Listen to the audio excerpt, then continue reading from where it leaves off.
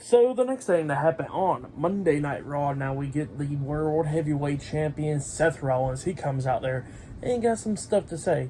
And he was talking about Shinsuke Nakamura and all that stuff, but then he wants to say that he got a good amount of stuff, and that is to talk about about himself, that Shinsuke was somewhat right, talking about how he did hid behind a lot of stuff.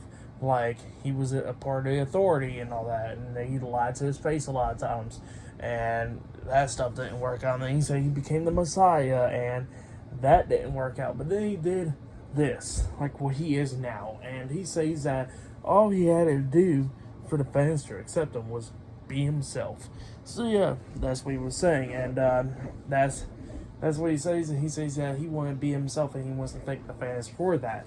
But then he starts talking about Shinsuke Nakamura, talking about how Shinsuke declined his offer for the World Heavyweight Championship match last week on Raw, and he says that he's going to do this again. He's going to call out Shinsuke Nakamura right now. He lays the title down to the mat, and he's calling him out to have a match against him because he knows that Shinsuke Nakamura wants a match for the World Heavyweight Championship, so he starts calling out Shinsuke Nakamura. Well, all of a sudden, Nakamura's theme song's playing, but he's not walking out there. Instead, we see on the big screen where Shinsuke Nakamura is actually beating down Ricochet backstage, tossing him in the crates and everything, kneeing him in the chest and all that stuff. And then he looks at the camera and he tells Seth Rollins, like, I'm not going out there. I'm not going to fight you. You're not even medically cleared. And he says that I will become World Heavyweight Champion soon.